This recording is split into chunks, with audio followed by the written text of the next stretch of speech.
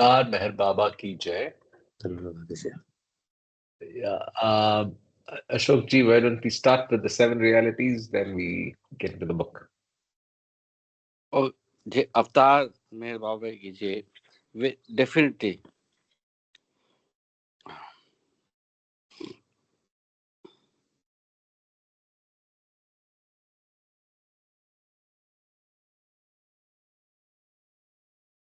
You're able to see my screen? No, Oh, not yet. I'm able to see it. I'm able to Then, see it. one second. please go Even I'm ahead, able to see. Praveen. Yeah, please I go will go ahead, ahead, Praveen. please. Yeah. Yeah. Avatar Meher Baba ki jai. The seven realities: existence, love, sacrifice, renunciation, knowledge, control, and surrender. I give no importance to creed, dogma, caste, or the performance of religious ceremonies and rites, but to the understanding of the following. The only real existence is that of the one and only God who is in the self, in every finite self. Sorry, who is the self in every finite self. The only real love is the love for this infinity, God, which arouses an intense longing to see, know, and become one with its truth, God.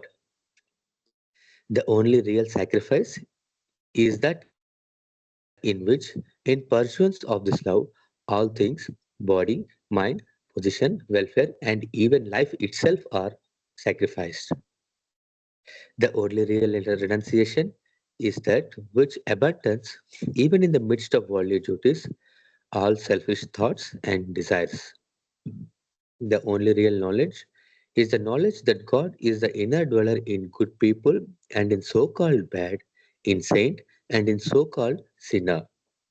The knowledge requires you to help all equally as circumstances demand without expectation of reward. When compelled to take part in a dispute, to act according to act without the slightest trace of enmity or hatred, to try to make others happy with brotherly or sisterly feeling for each one, and to harm no one in thought, word, or deed, even those who harm you. The only real control is the discipline of the senses to abstain from indulgence in low desires, which alone ensures absolute purity of character. The only real surrender is that in which poise is undisturbed by any adverse circumstance, and the individual, amidst every kind of hardship, he is resigned with perfect calm to the will of God. Avatar Meher Baba ki Jai.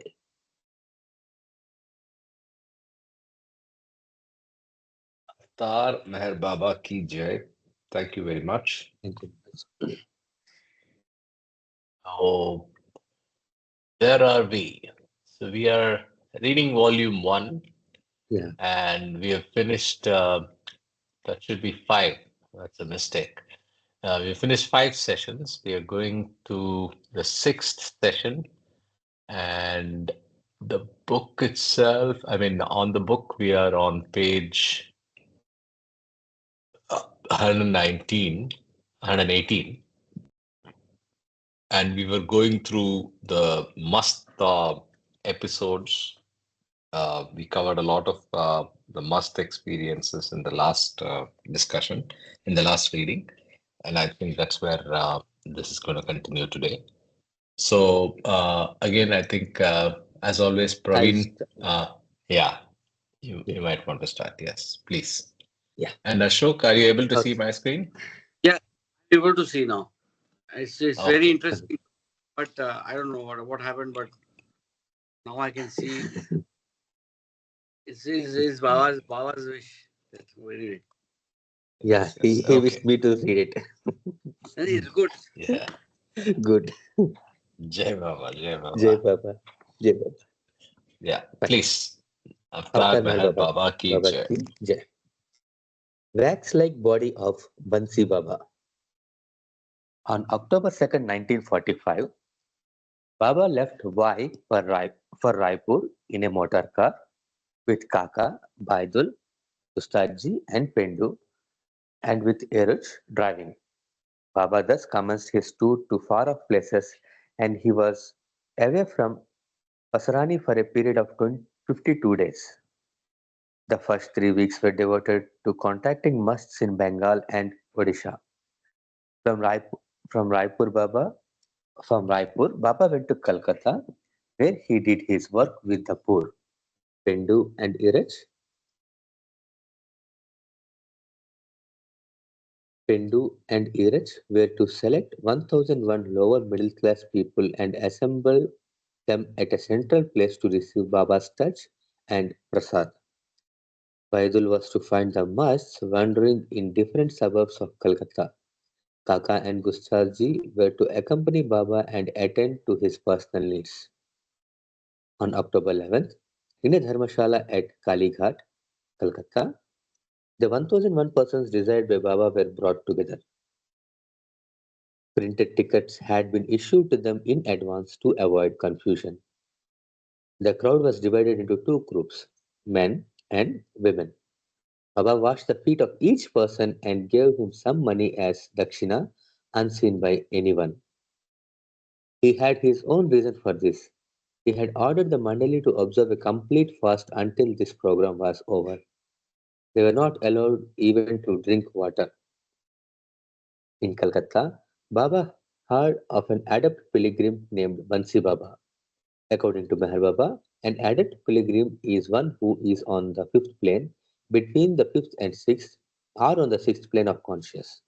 The village of Bansi is to the north of Calcutta, a bit into the interior region. On October 14th, Baba and his party proceeded to Bansi via Midnapur, Vishnupur, and Bankura. From Midnapur and Bankura, Baba sent telegrams to Jal Kareval about the construction work at the secluded spot. It seemed that all the time Baba was occupied with his impending work in deeper seclusion. Bansi Baba was living a few miles away from Bansi. This adept pilgrim was believed to be a double centenarian. Age had reduced his body to skin and bones, but had not affected his spirit. So the spiritual splendor of the place was overpowering. There is some reference. I think it's the 3 million Wayfarer's Johnson Creed. reference page 204. Okay. Baba was happy to contact this soul in a dimly lit room where Bansi Baba was reclining on a throne like seat. He was wearing a brown turban and short dhoti, sorry, brown turban, a short dhoti, and costly sandals, while eyes that shone like morning light and a fair, unwrinkled skin, he looked like a polished statue. Baba later gestured that the body of the pilgrim resembled a model of wax. Because of the peace that permeated the room, Baba remarked that the trouble to reach the out of the way place, heavy going through flooded rice fields, was amply justified. Validity of illusion challenged. The party now made an about turn to Odisha on the east coast of India. Baba visited Balasore, Bhadrak, Cuttack, and Bilaspur to contact musts. Baba got wet to the skin by unexpected showers of rain while contacting a must at Bhadrak, though in fact his love had drenched the soul of must with his radiating presence. At Cuttack, a key city of Orissa, 9 must contacts were made. One worth mentioning was a sixth plain Jalali must named Mahmud Baba. He wore dirty clothes and would not allow anyone to remove his treasure bundles of filthy rags piled on the shelves. He had been sitting in a tea shop for over 2 decades. It was difficult to contact him in happy mood, but Baba's tender love made this possible on the third attempt. In contrast to this, Pagla Baba, a must of high type, raised his innocent eyes and welcomed Baba at first sight. After paying his respects to Baba, he offered him sweetmeats too. but to outward res- but do outward responses of musts necessarily indicate their relationship with Baba on the inner planes of consciousness? Whether they respond well or not, it was just the game of divinity played through avataric presence of Meher Baba. Again, one may ask how it is that the musts trespass against the laws of nature known to us, perhaps to relieve the rigidity of the law of illusion. Providence itself expresses through the lives of musts these vagaries which challenge the validity of illusion and reflect the transcendental beauty of eternal creativity. Okay. Anything to discuss or we go ahead? Yeah, I'll just so we saw a specific term, Yeah, adept pilgrim, right? So adept pilgrim is as per Baba, and like how Bal Natu describes, adept pilgrim is on the uh, sixth plane. Sorry, fifth and man on fifth. fifth and sixth, or on sixth. So because the moment you go to seventh, you're already God realized. So it's basically somebody who is before God realization.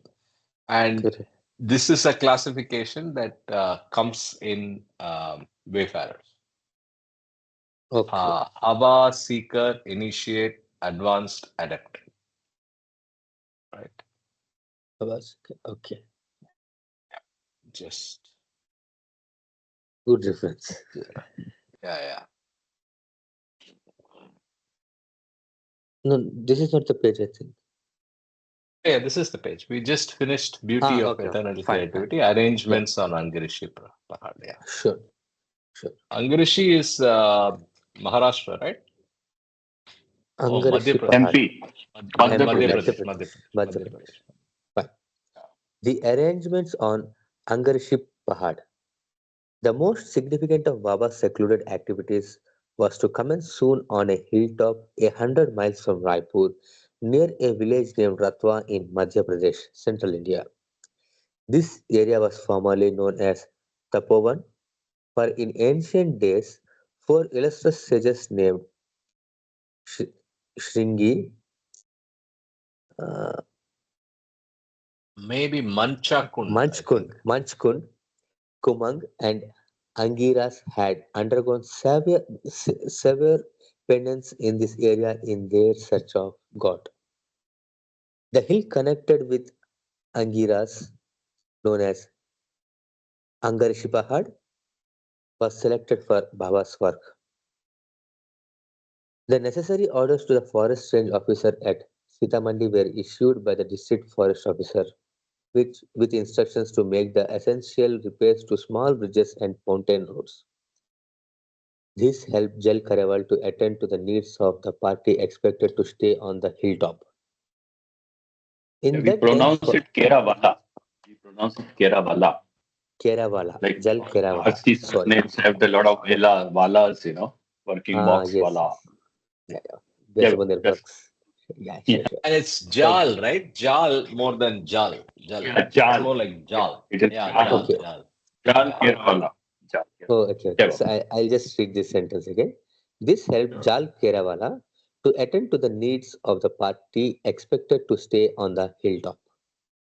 In that dense forest infested with wild animals, a special hut was built on the top of this Pahad for Baba, a small natural cave from, from which the enchanting beauty of nature could be seen to the heart's content was by the side of the hut. There was also another cave with a different approach. When seated in it, one felt cut off entirely from the rest of the world. In addition to the main hut, two more huts were constructed. One was for the Mandali living with Baba and the other for the must who was to be brought from Ahmednagar. To ward off wild animals, the campfires were kept burning night and day, but the real protection from them was also from snakes, was Baba's divine name. Baba wished to contact 101, 101 musts before going to this secluded spot. The desired number of musts was not contacted, so to complete the work for the identical cosmic results, Baba decided to bring Ali Shah, a must from Ahmednagar. Ahmednagar. He wished to he wished to work with him before he began his seclusion in earnest. By the time Baba reached Raipur, all the arrangements had been implemented in accordance with his instructions sent through telegrams.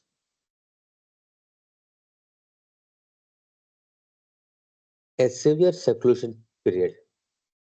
On October 31st, 1945, Baba and his companions, Kaka, Baidul, Pendu, Adi Senior, Gustaji, Eraj, Jal Karewala, and Ali Sad, the fifth plane must, Ali Shah, the fifth plane must, reached the top of Angarshi Pahad.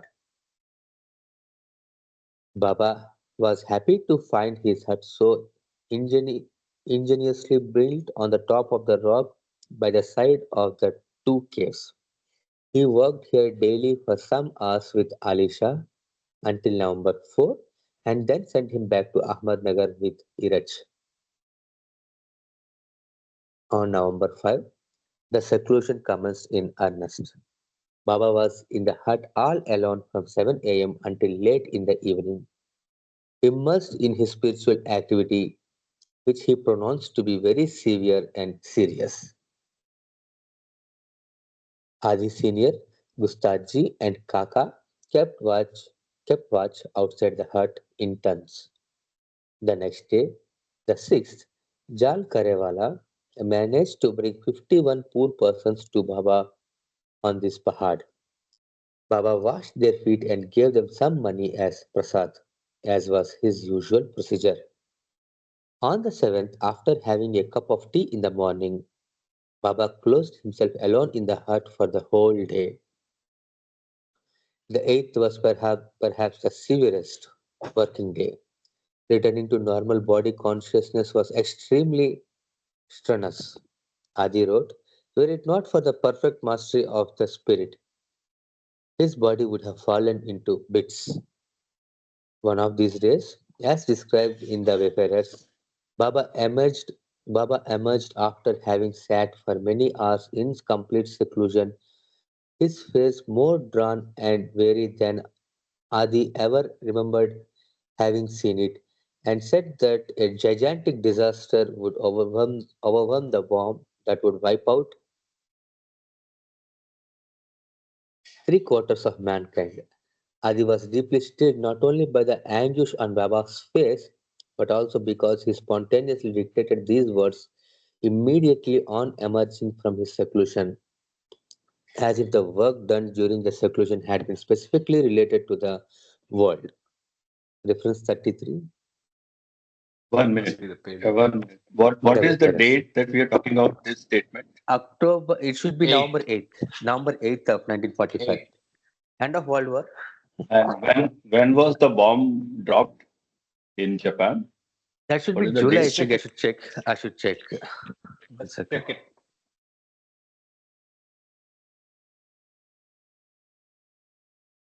August 6th, 1945. August 6th and 9th. It's after that he's talking of. Yeah, This it's is two after months that. down. Yeah. August 6th. August 6th. Yeah. I was thinking of that because he says three-quarters of the world, right? So this Yes, is yes. the Yeah. impending one. It's the one that's Yeah. still due. So there is Yeah, a talk I have from the Mandli Hall talks is by uh, Dr. Barucha, who is talking of this is what is said is in his language actually. So it's not the physical destruction of the world. Okay. So we Sanskarik. should try to learn that part actually, not assume that what Baba has said is just physical elimination of the world. Yeah. Actually, I So have heard. as a separate subject, we should read actually, Yeah, not discuss here without reading, but this is what it is. Yeah. yes. Actually, similar references, as Sanjay was saying. I have heard two talks. One of Peter Nordin and another one of Irwin Luck. Peter Nordin Yeah. was referring this as a physical destruction. Erwin Okay. Luck was referring this as a sanskaric destruction, like three folds of the world sanskaras will be wiped off. Yeah. So I don't know which is the right one and all. Time will Yeah, yeah. Because decide. after this message, Baba had given a clarification message, and that's what is Okay, referred in the next paragraph. But it is in surely. what is his own language kind of message. So this is something to be read separately, and we can discuss it sometime. Yeah. Yeah, Baba. Sure, sure. And another message I just wanted to give importance to was in the previous paragraph yeah, regarding campfires. There was a Yeah. mention. The actual protection was Baba's name. Yeah. Regarding this also, Baba has given some discourses, I think, like mentioning that whenever you are being confronted by a wild animal anywhere in a Just use place my of a name. wild, yeah, and you should say it loud outside. Like in a natural Audible. disaster, you should yes, yes. In a natural disaster, you should take it in heart. That's correct. But when it's taken by wild animal, you should take it wild out like loud outside. It seems. Oh, Probably, and he said that when the word falls on the skin of that animal, it will like you should keep 100% faith. It doesn't mean that it will save you. What happens is the right thing for you. He mentioned that it doesn't mean that you'll be saved from it. Whatever happens is right for you. Like if it kills you, that is the right thing for you. He mentioned this. I just wanted to uh, Uh, reiterate. yeah, Jay Baba. I think he mentions snakes. So he says, if you take my name, it protects from snakes. And if I understand about snakes, when you create vibrations or you stamp your feet, sound is a vibration. So when you, Correct. of course, Baba's name is highest of the high, but uh, when you create any vibration, the snakes will go away. So if you Yeah. stamp your feet, or if you say Baba's name, I think it's mentioned something about snakes, if I'm not No, mistaken. regarding snakes, there is another mention, but this one was for all wild animals, including snakes. But regarding snakes, there is another more interesting version. Like Mandali, like initially when the Maharabad was not so much developed, there were many snakes coming going around. So he was instructed his Mandali always to go with lantern, with the light, that lantern light in the nights. To avoid snakes because I can help you from anything except snake bite. I can help you, but if a snake bites, I can't do anything. That's what Padri in his talks clearly mentioned. It can be, it's on YouTube as well. And he also said that snake is another important thing is this, the, what you call, in creation, I think the snake form is a form where it's a more peculiar form because once you take a snake form, you will be again and again, you will be in that form only until you are killed by a human. Only if a human kills snake, it will be like the soul will move forward. That is what he mentioned actually. oh, wow, really? Yes, yes. That's If- interesting. I've not come across that, the peculiarity of snake form. Yeah, But it is yes, in he Lord. gives a It's in lot Lord of Mahar. yeah, yeah. Lord Mayor. Okay, Yeah, not come across that. and I think there was some other references also. I think Erich was saying in evolution, like I think for example the stages are there, right? That every last and every first form of the changed state has some peculiarity and and importance to it. Some peculiarity. I don't know exactly what are them, but regarding snake, this one I know because it's in Lord Mayor actually. Very interesting. Yeah, Okay, because so I think yeah, yeah. it's Go okay. ahead. You're saying something.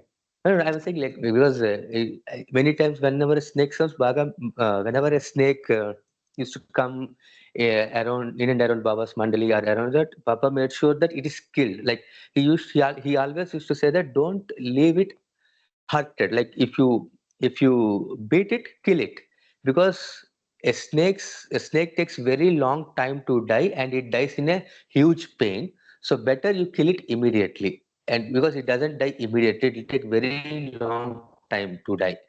So kill it immediately, and you killing it is actually good for it because it moves. And Baba made sure that whenever a snake is bit, I think it was this was mentioned, he used to go and crush its head or something as such. Something was, I don't exactly remember, but used to crush it such that I think just to kill it probably. Hmm. Very Yeah, interesting. Baba and snakes. We should do some yeah, you can even say research. Google it. It would come surely. Yeah, yeah, that's what Baba I'm and saying. snake. If Yeah, you Google correct, it, will correct, come. correct. Yeah. Okay, so let's continue, and I think let's also rotate the reading. It's been 20 plus minutes, and we have enough candidates today. And Ashok, are you able to see the screen now? Maybe you want to read now to me. Yeah, yeah. Um, Are you in a position? Yeah. yeah, yeah. Okay. Is my voice Thank you clear? for your reading, Praveen. Yes, yes. Thank you. Thank you very much. Jai Baba. Am I audible clearly? Yes, you are. Sounding a bit tired though. Yeah, yeah. I'll explain that I'm not quite well, but it's okay. I can read. I'll read for some Please time, go and ahead.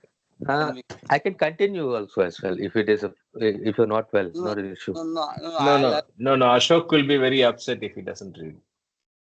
That's well. That's well. So let Ashok read. What's Please, that? Ashok. Sorry. No, I said Ashok will get very upset if he doesn't get a chance. Please go ahead, Ashok. No, no, it's not that. Whenever it comes, it's okay. But I'll read Avatar Meher Baba ki Jai. Here I wish to bring to the notice of my readers that Baba later explained that some of his remarks were made in his own language and not ours. So the literal meaning that we are tempted to derive from such remarks might be misleading. More about this when we come to that particular circular regarding clarification of his own language. Now, November 12th was the final day of seclusion. 2 nights previously, it had started raining. In the words of Adi, this rain added to the discomforts of camp life. The 6 campfires were put out, and Baidul, who had kept a watch at night, suffered from severe cold. Beds turned wet, snakes popped out, and the roaring of the tigers was silenced only during rainy nights was adversely compensated by the swarms of monkeys the next morning. What a sojourn with the Savior. Baba, however, was pleased with the work in seclusion. On the evening of the 13th, the party began the return journey to Raipur. On the way, the cars got stuck and had to be pulled out by buffaloes. At midnight, one of the cars stalled in the middle of the forest road. What a plight!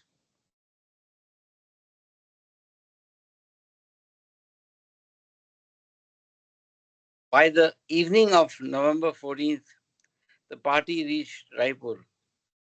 After such an arduous journey, Pao did not agree to resting at Raipur. Practically, he knew no rest until his body was laid in its final resting place at Mehrabad.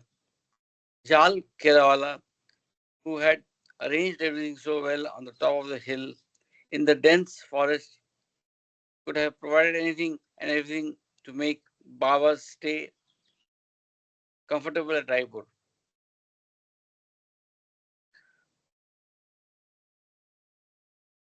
But Baba seemed to be in some incredible hurry, at least outwardly, and decided to leave for Pasarani. Why?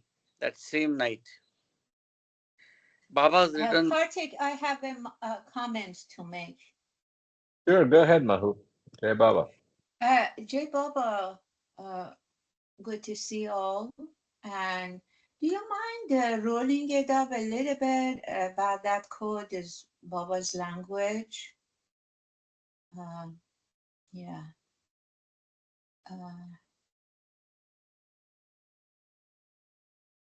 Here it is. aha. Yeah, later explained that some of his remarks were made in his own language and not ours, so meaning that we are tempted to drive from such remarks might be misleading. To a particular circle regarding awareness of his own language. Yeah, I think Were you there this when we is were this discussing this is between Sanjay, Praveen, and they all had similar thoughts about this? Were you there at that time? I think you joined around that time. I'm I not sure. might have, but this is just I say it in two sentences. We Sure. always need to keep this in mind. And if we don't understand it, give it the benefit of the doubt that our little mind are not able to grasp God's language. Sometimes I have issues like this in some other group meetings, that they're trying to make a meaning or understanding out of what Baba did.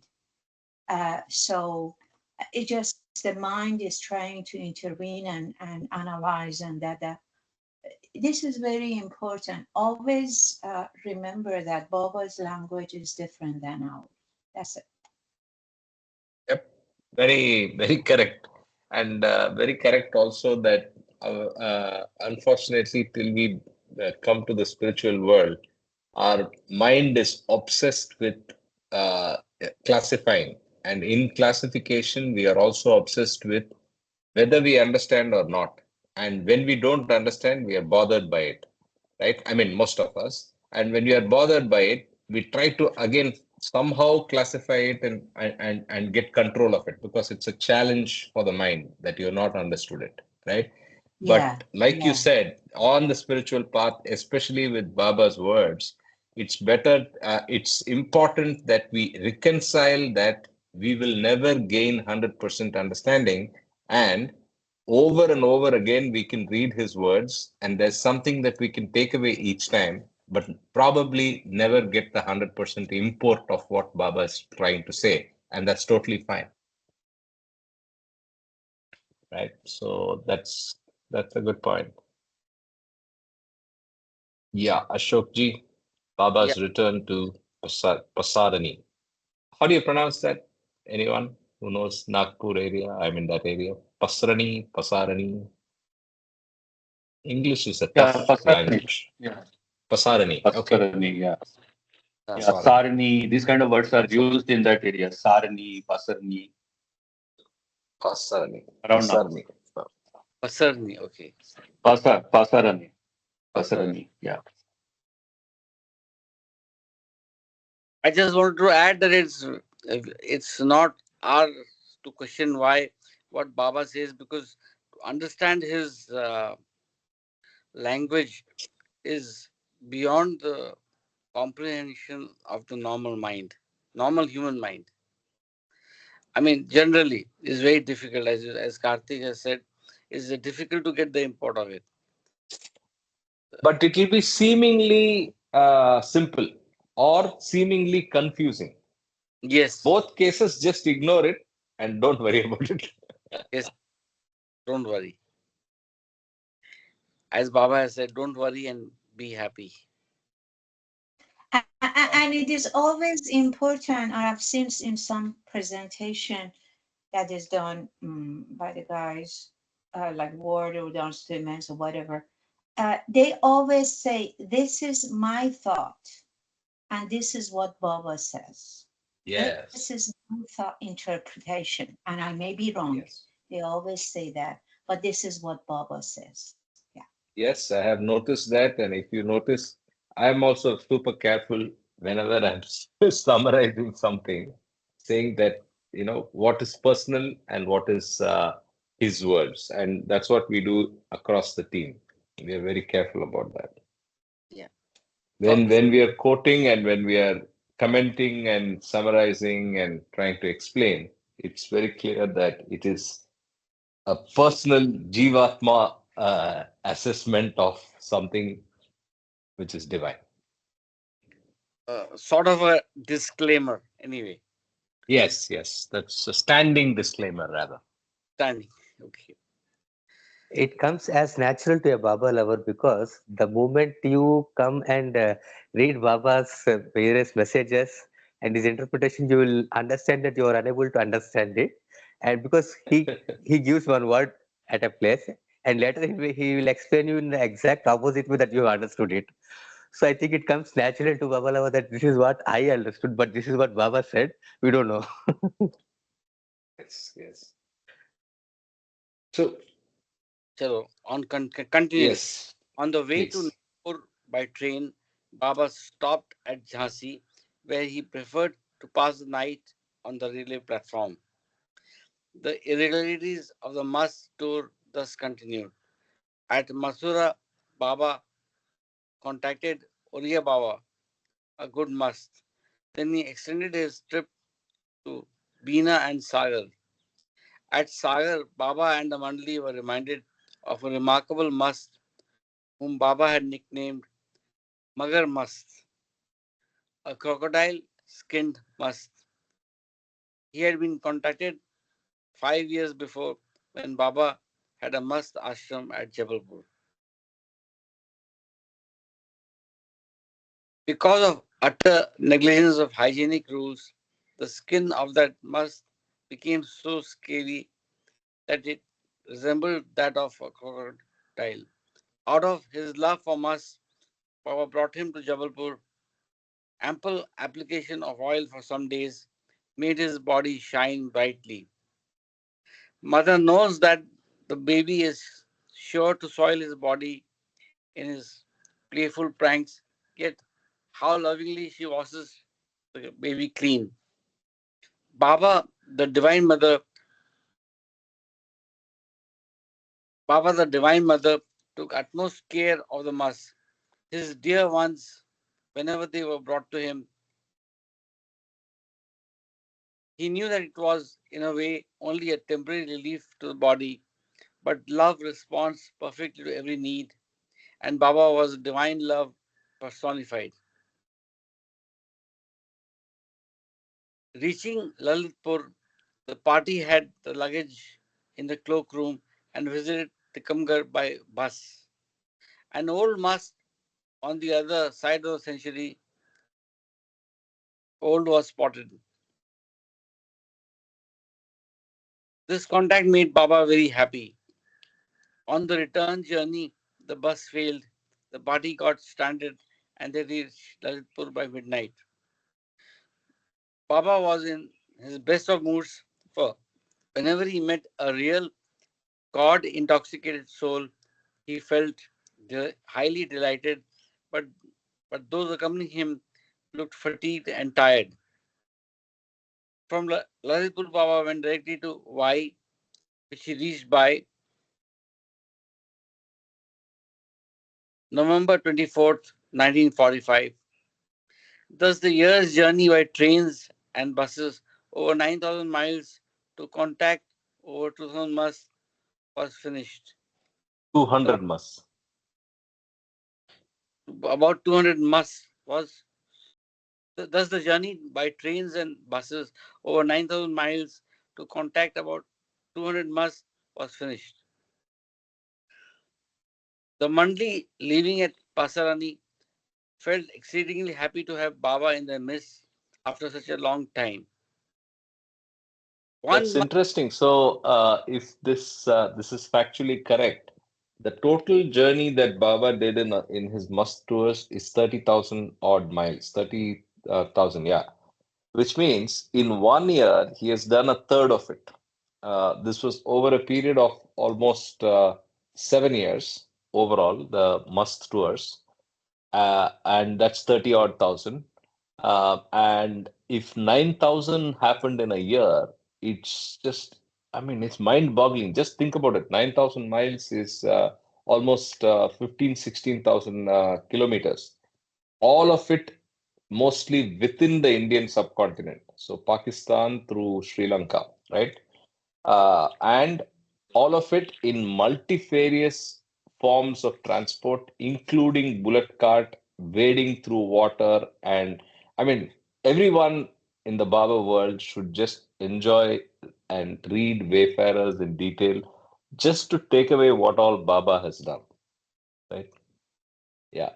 Anyway, Ab- that was my little, Absolutely, Karthik. And there is yeah, a cross reference of this in Wayfarers, right? I think some of it is content which is same, yeah, yeah, yeah, yeah, just for cross reference. Uh, yes. 1 month meeting postponed sine die. Baba did not wish to continue his stay at Pasarani. In the first week of December, he was at Mehrabad, and after a short meeting with the Mandali, a circular was issued on December 4th, 1945. Through it, Baba conveyed the following information to all his devotees in general and to the signatories in particular. 1. During my stay at Hyderabad, I told the Madli that I shall die spiritually in November 1945. During this period, Baba was in deep seclusion. 2. At Angarishi Pahar, I suffered so much that it almost threatened my physical existence. 3. I have decided to culminate the momentum of my working at my original place, Mehrabad. I just take a pause because it says I'll spiritually die in November 1945 in the previous paragraphs. So basically, the physical death and the spiritual death are separate. Is that what the import of that? Yeah, yeah, yeah. Yeah, okay. It's obviously some reference, like we just said, we cannot understand completely, Yeah, but yeah, it's not physical for sure. yeah, yeah. Correct. I'll continue. Number four. Four. From 1st January 1946, I am going to retire for an indefinite period in the crypt under the dome on the Mera hill for spiritual relaxation.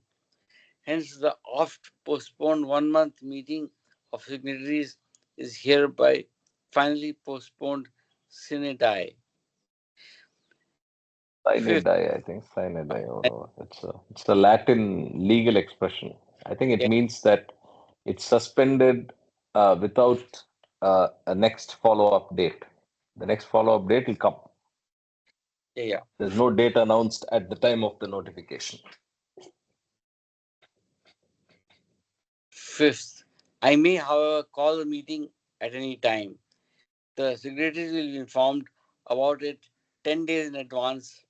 They should be ready to join the rally unreservedly at any cost or under any circumstances.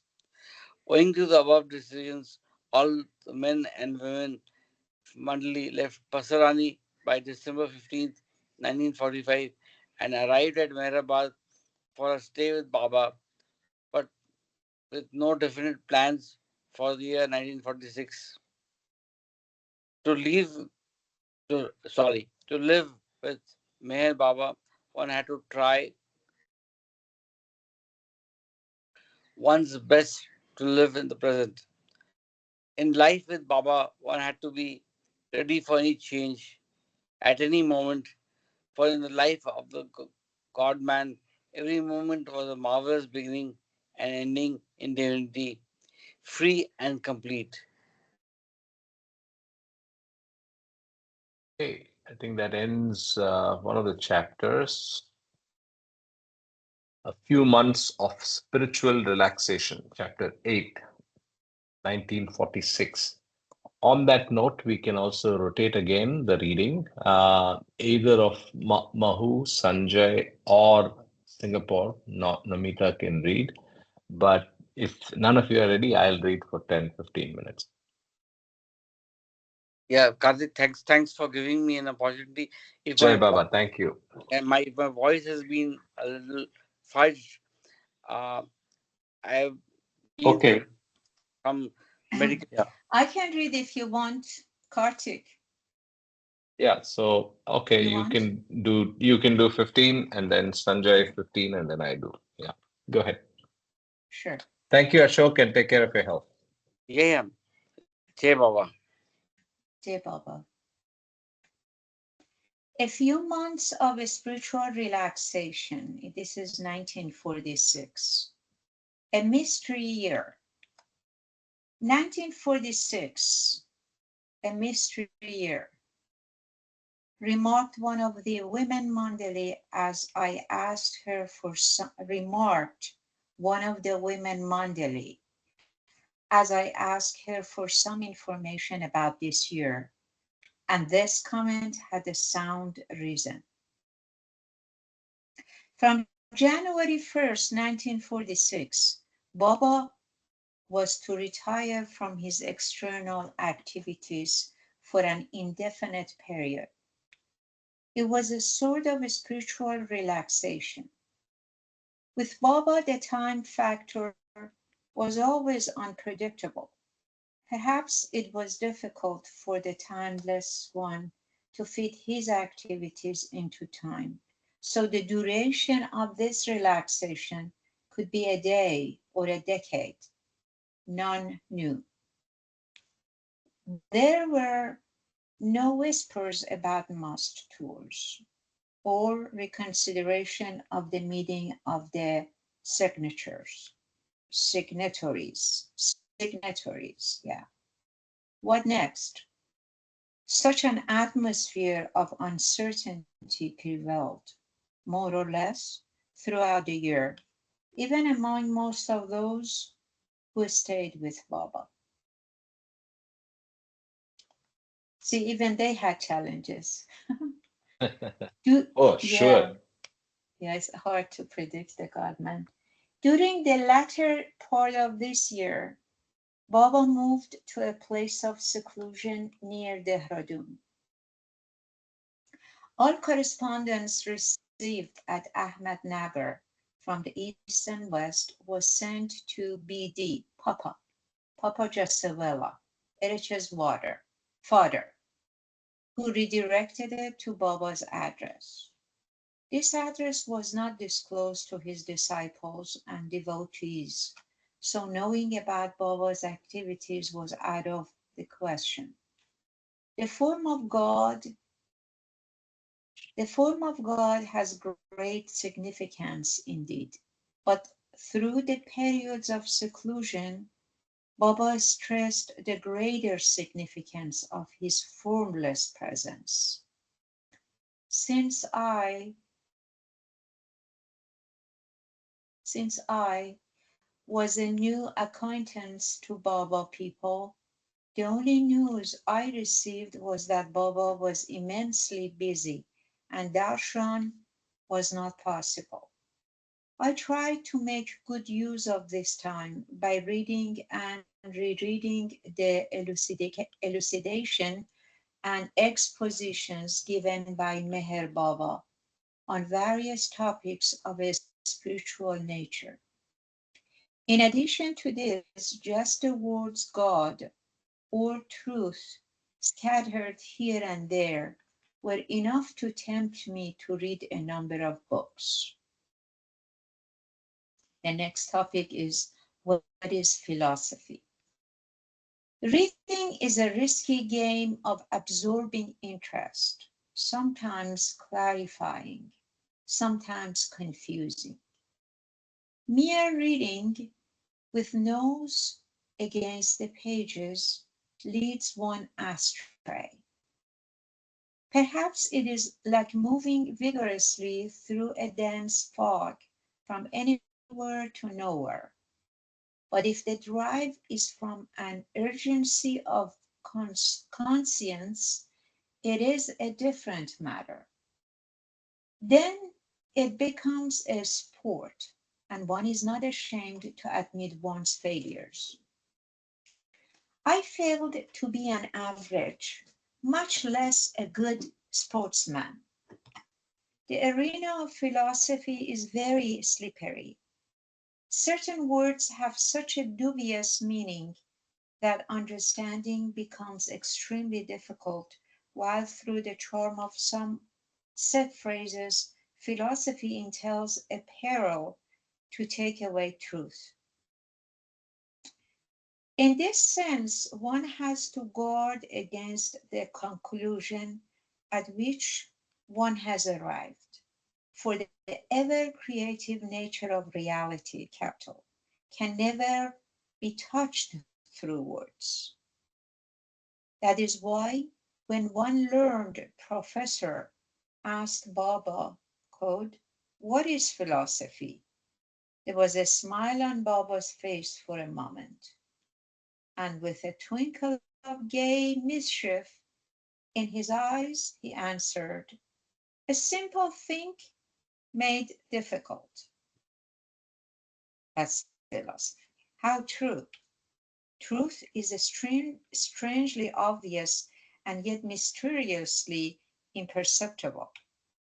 Yet I must confess that reading books on philosophy and the lives of masters, mostly in my mother tongue, Marathi, had helped me a great deal. Nevertheless, I found myself in a state of conflict, not so much rolling up, not so much about Baba, but about his words. Words meant more to me than his silence. Wow. A reply from Adi Senior. Determined to change my way of life, I made many experiments with my quote unquote self, but the results were far from satisfactory. I became a bit cynical, though Baba never wanted anyone to strangle his love of life. I withdrew from the world of entertainment, which did not appeal to me very much, and would not join my friends and colleagues on picnics or visits to the movies. I asked them to leave me alone, and they did. Of course, some poked fun at my misery and mysterious views, but that did not disturb me in the least. It's With fun all my at my misty and mysterious ways, not misery. But yeah, Oh, really? I said that? Okay, yeah, so let me yeah, reread it yeah. again. Of course, Also, some poked fun at my misty and yeah. mysterious views, but that did not disturb me in the least. With all my lack of tact, I felt that mine was not a wrong track. The more I tried to experiment with life, the more aware I became of my weaknesses. I felt confused.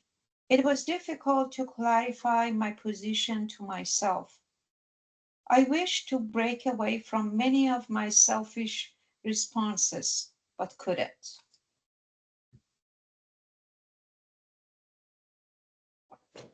I was not well acquainted with Adi Senior, Meher Baba's secretary. However, I took the liberty of writing a long letter to him portraying my state of mind. Part of his reply is given below. This is Adi Senior said. Problems are always multiplied and magnified by the mind when a sincere soul tries to transcend the myopic weaknesses. Facing these problems is not a weakness.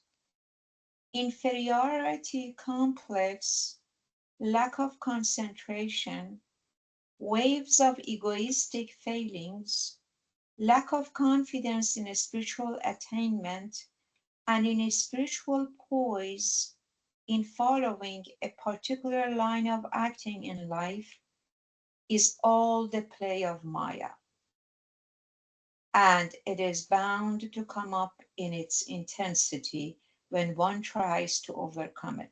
Can I read this again? All this, Sure, that he pointed out. Um, sure. yeah, Maya weaknesses, let's see. Facing these problems is not a weakness.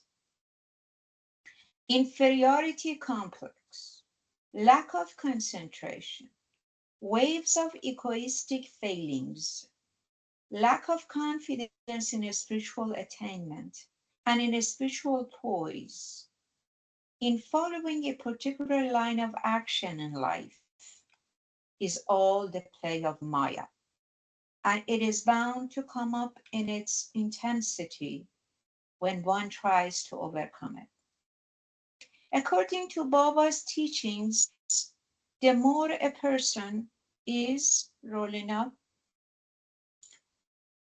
is infested with thoughts and promptings of weaknesses, the better an opportunity he gets to spend his past sanskaras. Did you get that? Impressions could be spent without future accumulation in their trend, only if the thoughts of weaknesses are not deliberately indulged in or put into action. So far as the body is kept pure from bad motives put in action, man is saved. Leave the Yes, I rest to think the Baba. the So prayer yeah, of we can. repentance comes into picture. Yeah, yeah. Yeah, go ahead, So Sanjay. during that prayer, you tend to think of the weaknesses that you have. It automatically, if you're sincerely doing it, comes into your mind. So that's a help. That's what Baba is saying. Jai Baba. Yeah, so the thought converting to action is more. I mean, it's more grosser than just the thought. The thought will slowly go away as well, right? So Yeah.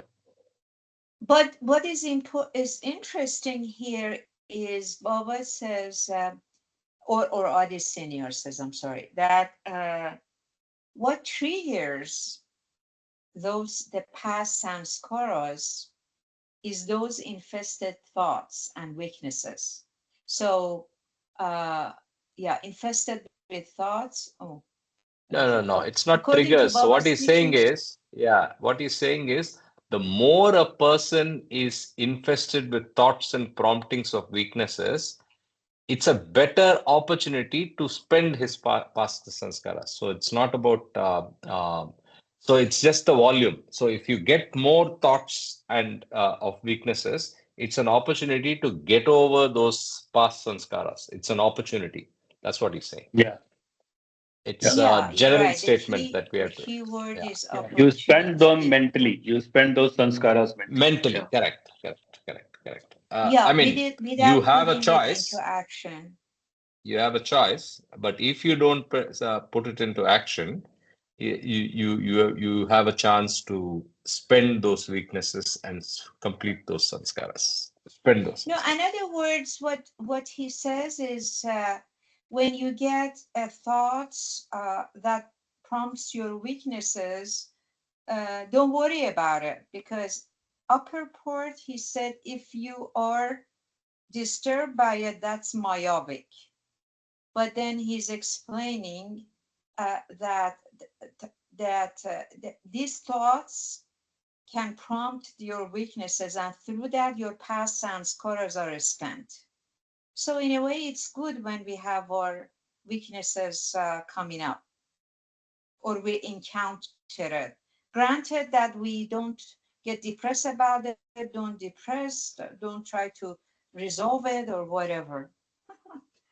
But don't That's indulge in it and don't convert it to word or to deed, right? Yeah, So I mean, yeah, it needs such a degree of alertness, in my opinion, because you when you have your weaknesses come up, let's say weaknesses of jealousy. Okay, I see that a lot. And uh, when the weaknesses of jealousy is coming up, uh, you really have to let this thought comes and goes instead of making a comment to someone or make a remark. Even if you make a remark to yourself, like you see a woman walking by and she's fat, so you say, "Oh, look at her! How fat she is." Da, da, da, da, so you already put that into action, even though you didn't express it to her, but you uttered it to yourself. So it's pretty tricky. We got to be really careful. Yeah, that's my understanding. I don't know. My understanding is that's an example of indulging the thought. If you saw the fat woman and did not make that comparison or that thought of, saying that she's fat, but just observed it as a fact and left it, then you didn't indulge the thought. If you indulge the thought, then it's stronger than the first stage. The next stage is you are walking with your friend and then you just say, "Hey, just look at how fat she is." You converted it to word, right? So that's worse. That's the way I see it. So I don't know if that's my reading, right? So he in discourses, Baba says indulge the thought, right? So indulge or ignore or just let the thought pass. So letting the thought pass is safest. Indulging is giving consciousness or giving power to that thought and giving it fuel, right? That's what we need to avoid. Manifest it. Yeah, you actually bring it in and give it life. Yes. Another actually somewhere in discourses long ago, I read Baba said, I'm sure most of you have done it. Baba says, when those thoughts come, he says bad thoughts. Well, here it says thoughts of weaknesses, sin almost. Begin to think about something opposite of it. Okay, so for example, going back to that example that I made, which is a vulgar one, but that's okay. Like okay, a woman passed by and is fat. Instead of that, well, I'm saying, well, wouldn't it be interesting if this woman have some proper diet and do some exercise? Can you imagine what the body she will, get after, like that? A good thoughts. That's the opposite thought of criticizing. So I guess that's what Papa meant. But again, I don't know. I'm making it up. Yeah, I don't know too. So if you've read the opposites reference, that sounds logical. That's a positive indulgence in the sense that it's a weakness and you're trying to make off or rather do the opposite of that by creating a thought which is different. So Yeah. the fundamental rule is thoughts create weak impressions, words create stronger impressions, deeds creates the strongest impressions, right? Yeah. So Yeah. that's the progression. And so uh, when a thought comes and you don't indulge in it, it's the best, right? It's and then it goes south from that point, if you know what I You're mean. right. You're right. I think somebody else should read it, right? I mean, I go past 4 minutes more. Don't you think? Okay, sure. Mine is Yeah. 8. Yeah. Yeah. So, Sanjay, if you're okay now, or maybe I do 10 minutes and then we can come back. Yeah, let me read. Yeah. Yeah, So leave where the do I rest to actually Baba. stop? Leave Leave the the rest rest to to Baba. Baba. Yeah, leave the rest to Baba. His grace, His benign benediction, and His blessings. You do not know how it works. You do not know how it transforms you from inside out. With blessings of Baba ever on you. I am very grateful to Adi Senior for sending me such timely replies and also for helping me in many other ways to come into closer contact with Meher Baba.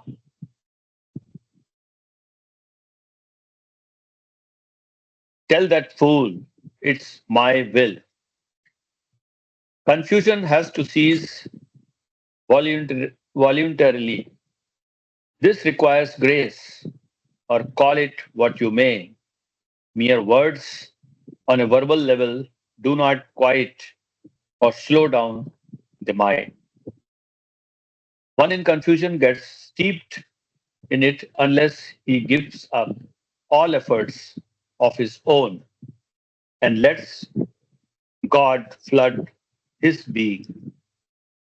The following anecdote, which Adi Senior told me later, appealed to me very much.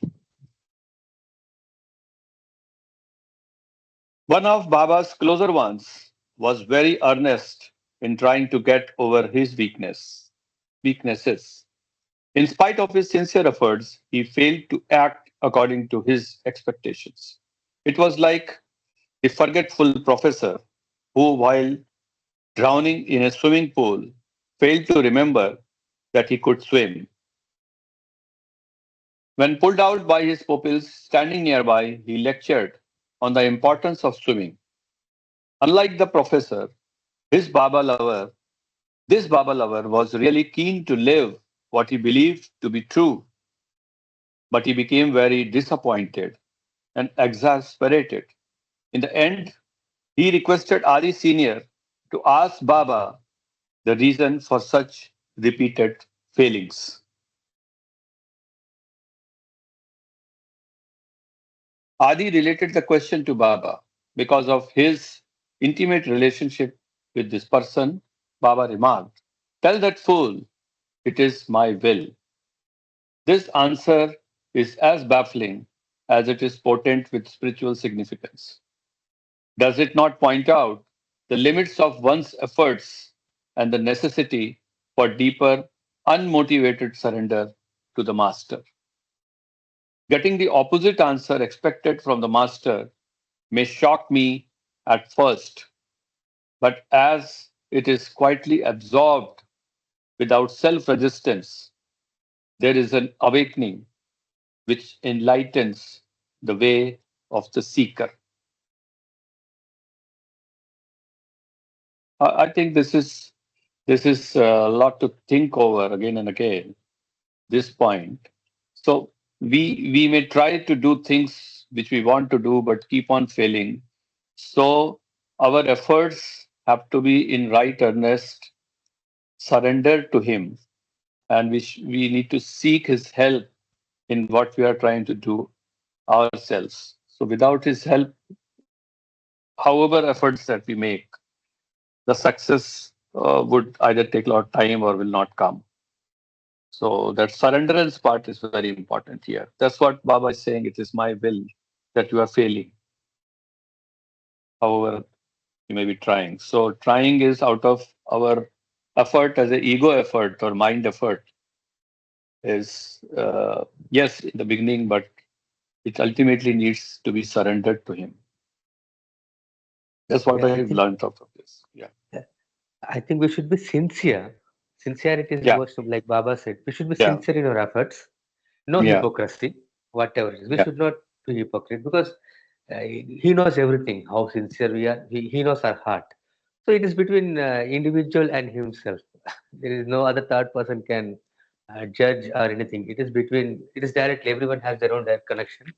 So it is. You should make your sincere efforts and don't be any hypocrite. That's all. Whatever happens is as per his will. Yes. Yes. Yes. Yeah. Baba's words cheer and heal. Can roll it up. Yes. Karthik. During this year, I continued writing letters to Baba directly, but without any mention of this phase of confusion. My short letters would end by conveying my pranams at his holy feet and a request for darshan if he was pleased enough to grant it. Baba was in semi seclusion, and the letters were read to him. He was gracious enough to direct the replies, which conveyed that he knew well the state of my mind. The following two extracts from letters received through Adi Senior brought messages to me from Baba that filled my heart with courage and comforted me to a greater extent. Adi wrote, Baba is happy and says he appreciates your love and longing.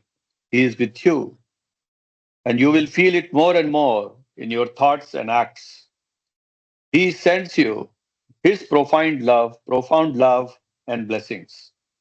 In the other letter he wrote, Baba says he has his najar always on you, so you should not worry about anything.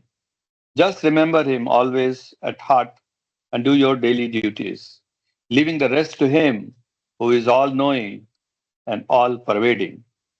He sends his love, blessings to you.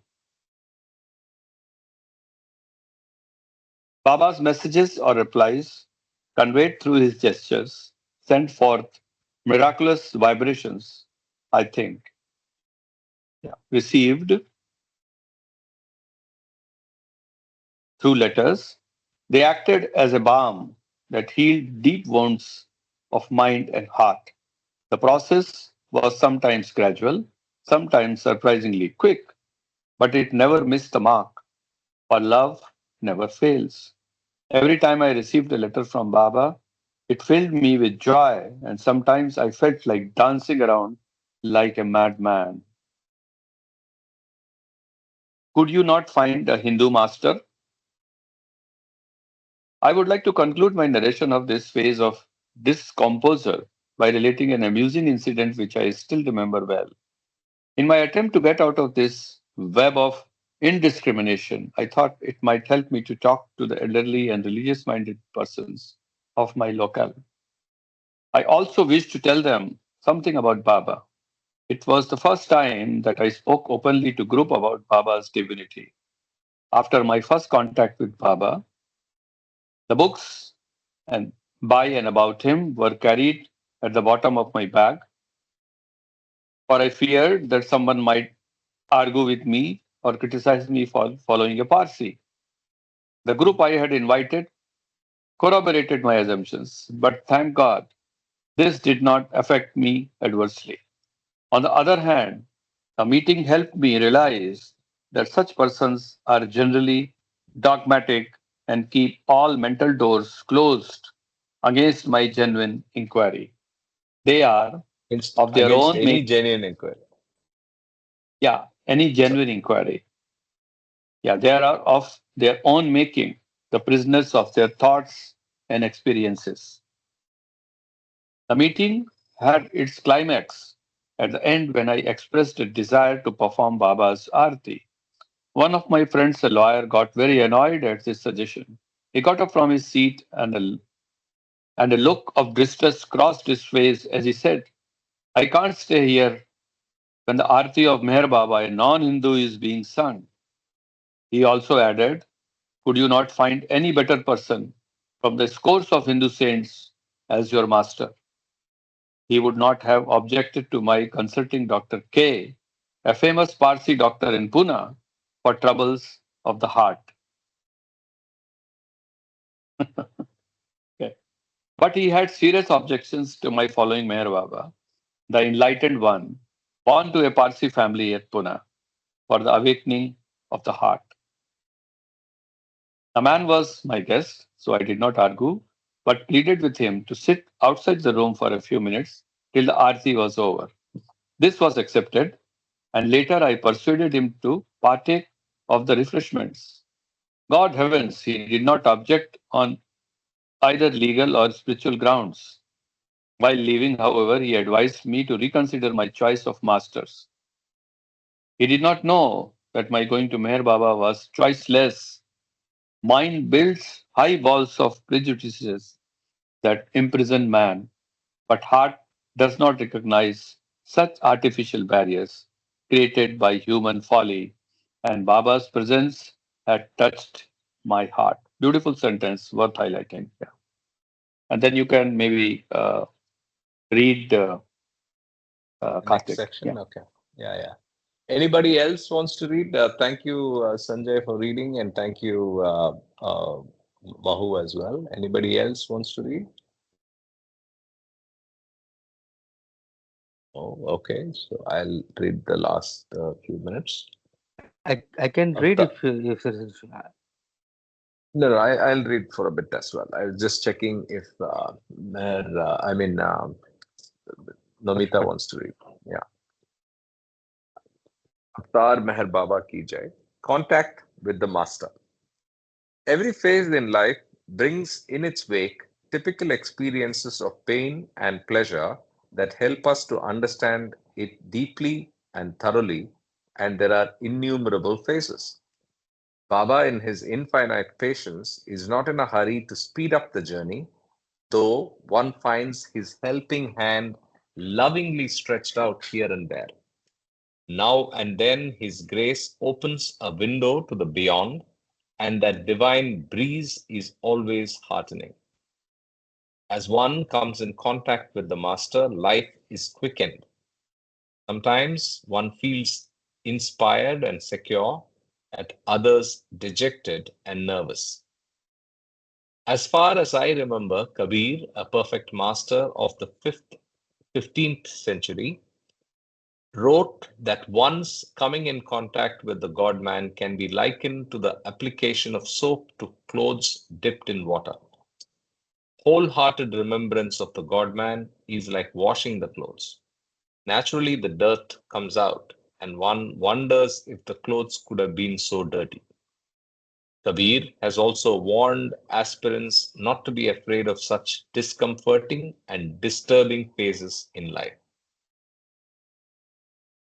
Meher Baba also has remarked, as you come in my contact, personal or impersonal, the good and bad buried deep within you come out in flashes. It was only with the inner help of Baba that I could face in myself desires which I had not known I possessed. Whenever the flashes of good and bad made their appearance, it was not smooth sailing. It was delving deep below the surface as life raced overhead, around, and within me. But is there any depth where Baba's grace cannot reach and help? Must work at Mehrabad. According to a circular issued to his devotees, Meher Baba's spiritual relaxation commenced on January 1, 1946. But after just 4 days, he wished to begin his work with the Mas, though moderately. On January 5th, Ali Shah, who was ever available at Ahmednagar and who had previously shared Baba's manifold spiritual burdens, was brought to Mehrabad. Baba worked with him from 9 in the morning until midday for 7 days. Ali Shah was a perfect type of Jamali Mast. His simplicity resembled that of a child. Sitting quietly in a room, he loved to smoke and smoke day in and day out. He would smoke cigarettes down to the very end, and so his fingers had big scars from burns. But he did not mind that. He had never refused to come to Baba for work. The only drawback he had, remarked Baba, was that Ali Shah had a sleepy and sluggish temperament. In other respects, he was a jewel among the mass. After Ali Shah was sent back to Ahmednagar, three masks were brought to Mehrabad from Bhinder, Kurla, and Mahim, suburbs of Bombay. Baba kept each of them at Mehrabad for 4 days. Bhinder is on the sea coast, and the masks from there lived near the salt pans. Immersed in his masti, once he did not even leave his hut when it was inundated with floodwaters. Upon seeing this, people built a new hut on higher ground and the must agreed to live there. The must brought from Kurla had a habit of moving his fingers unceasingly and shaking his head continuously, a peculiar restlessness. The one from Mahim was lame and exceptionally fat. All these three musts were moderate, remarked Baba, and hence the work done was not a strain on him. He worked with each in his own way, and they were sent back to their respective towns with care and comfort. Perhaps Baba was not in a mood to contact Jalali Mas of a high order during this period of relaxation, but this was only a lull before a stormy program of must contacts in the latter part of the year. Okay, Meher Baba's birthday message. By the beginning of February, the repairs to the rest house near Pimplegaon were nearly completed. To avail themselves of that quiet atmosphere, Baba and the Mandali left Mehrabad for a stay at Mehrazad. Baba stayed in the rest house from February 3 through April 15, 1946. Visitors were not permitted, and the phase of spiritual relaxation continued. In the early years, Baba's birthday was celebrated according to the Zoroastrian calendar, and this year it was on February 15th. Baba lovers from Bombay, Pune, and Ahmednagar celebrated the day with joy and also with the expectation of having Baba's darshan soon. Baba did not permit anyone from the outstations to see him at Mehrazad.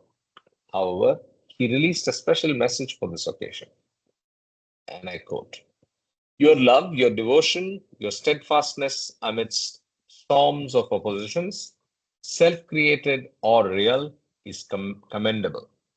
Your allegiance to the cause of truth, for which alone I stand, is unique. Every year that passes brings fulfillment to the tremendous task of the spiritual uplift of the world, which I work up dynamically through humanity in their intense suffering, joy, and vigor, because I am the one in all. Amongst all my previous birthdays, the present one represents the end of a year full of great upheavals, outstretching from rigorous spiritual activity performed during my past, travels, hardships, seclusions, and contact of the poor, suffering people and spiritually advanced mass.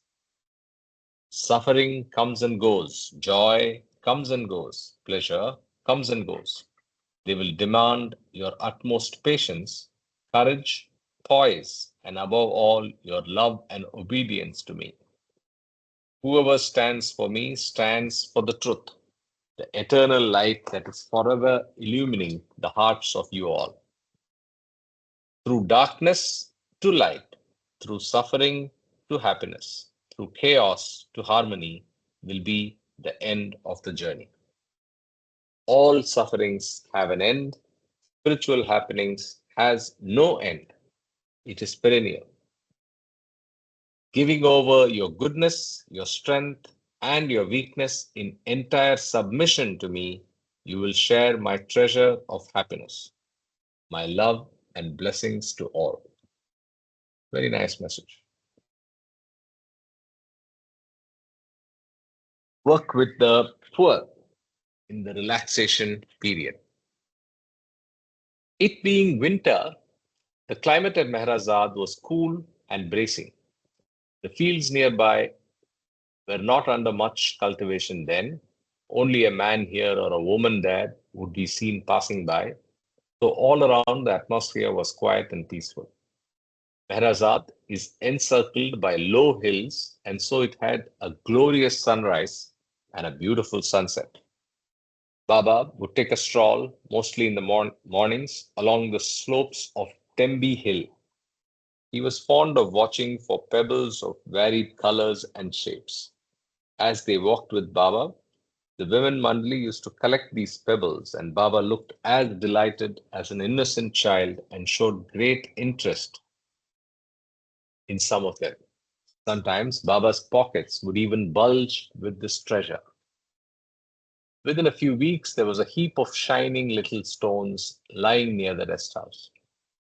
Later, this treasured collection was placed in the foundation of Baba's house, the most adequate use indeed. In the month of March, there was no special work with Mus, but Baba contacted about 4,000 poor people on March 16 and 17 at Jamgaon, Kolegaon, and Mirajgaon, all in the district of Ahmednagar. Baba took his seat in a specially prepared room, secluded from the gathering. As the poor people entered this room in a queue, Baba personally contacted each individual with love, compassion flooding his luminous eyes. He gave each person 16 pounds of groundnuts wrapped up in 2 yards of white cloth. In addition, they were blessed with the look of sympathy that he gave to each. It filled their hearts with cheer. Some were lame, and it was not easy for them to walk the distance, and they did not know that this pilgrimage was worth all the pains. There were some blind ones too. They were who denied sight, denied the sight of the blue sky stretching to the horizon, the moon, the stars, and the lovely rose, felt unawares the tender touch of the rose in capital of humanity, the avatar, as they were led to Baba. As they came out, the joy on their blank faces was clearly visible. About the lame, the lepers, the blind, and the beggars living in dire poverty, Baba once remarked, India is inextricably mingled with the noblest and the saddest to be seen on earth. Isn't it so true? Aside from the distribution of groundnuts to the poor, there were practically no external activities at Meherazad. Sometimes it appeared to some of the resident Mandali that Baba would continue this relaxation period indefinitely for days or even for months. But one of the Mandali, Papa Jesawala, was sent by Baba to Dehradun in northern India to find a suitable place for his stay and from which he could contact the mosques in Sindh, now in Pakistan, Punjab, and Uttar Pradesh, areas spiritually rich with a number of mosques of a high order. Most of the Mandali had no idea of this proposed change of residence, nor were they concerned with it. As one lived with Baba, uncalled for inquisitiveness dwindled by itself, and one felt happy just to live and obey Baba. What better state could one aspire to than this when one had the unique opportunity of living with the God man? By the end of March, Baba received the news of the passing away of a dear soul, the mother of Elizabeth Patterson. Baba cabled his dear Elizabeth, Your mother has come to the divine universal mother. It is a fact that all the relatives of Baba people indirectly establish a contact with Baba and are benefited spiritually. So compassionate is the divine universal mother, Baba. Oh, it's a chapter. Yeah, maybe we. This is a very profound statement, actually, if you think. Yeah, I have. Yes, indeed. Very, very big, actually. Yeah. Yeah. And People it's whom actually we are in heartening. touch closely, yeah, and people as a Baba lover, whom we are in touch with closely, even if they are not Baba lovers, they are close to our heart, our friends and relatives and family. Baba says through you, they also get spiritually benefited. So it's very humbling statement to say, and you know, gives a very different kind of feeling. Yeah. Very powerful, yes. Okay, any other thoughts, So comments before we there is wrap a up? story of Narada in Mandi Hall doc Mandli talks.org, and Mhm. where it says Narada, after staying for so many years with Krishna, got that feeling that what I have gained by living with the master. And it's a long story, but let me tell you in short is that, uh, and he is very perplexed, and Krishna asks him, why are you feeling so down and all that. And he says, uh, this is what I've gained by living by your side. I'm just as I was. And he sends it to a place where he by the side of the river, and when he goes there on a particular date and time, whatever, and then he says there is a lot of puddle around, people are using that place for open defecation, and then he sees kind of an insect, and as so to say, the eyes meet, the insect dies, and he comes back, and Krishna doesn't ask him anything, and then after few days, the same thing happens. He says, "You go to that place, you will find some signs of your spiritual advancement." And then he meets a parrot, and the parrot sees him, and parrot dies, and all that. So like that, the story, and then there's a king who comes and invites Krishna for a birth of his child. And Krishna says, "No, I'm very busy," and asks Narada to go and visit and bless the child. And Narada is at it's so kind of worried that if I go and the child dies, what happens actually? And then the story goes that when he goes there, and then child se awaaz aata hai, there's a sound from the child who says, "Well, Narada, why don't you look at me? And you because of you, I was I was insect, then I was born as a bird directly, and then I am born as a human. So my spiritual advancement has been through you. Because you have been so close to the God man." So Narada then realizes his spiritual status of just being around with Krishna. No, it's a long 20-25 minute story. So this the gist. Jai Baba. So because the people do not get to realize their own advancements. Jai Baba. Hey, Baba, very nice. Do share details of your upcoming events on the group, including the link, Sanjay ji, so that people who have the Sure, time sure. can join virtually. And all the very Sure. best to all the organizers, and may the program be be Baba-full. Jai Baba. Jai Baba. Thank you. Jai Baba, Jai Baba, Jai Baba to everybody, and have a great weekend. And let's do discourses tomorrow. We are on the theme of meditation, the last of the themes we are doing. And after discourses, we take up God Speaks. So watch out for that. It's been a long time since we did God Speaks, and I can't wait to get back. Yes. Yeah, I'm looking forward to it. Thank you. Yes. Jai Yes. Baba. Jai Baba. That Jai would be Baba. that would be great. See you Sanjay, tomorrow. Yeah, see you tomorrow. what's the date of your program? Please sign off. Yeah, he's gone. Yeah, he'll publish it on the group. Thank you very much. Okay. Avtar Meher Baba ki jai. Jai Meher Baba ki jai.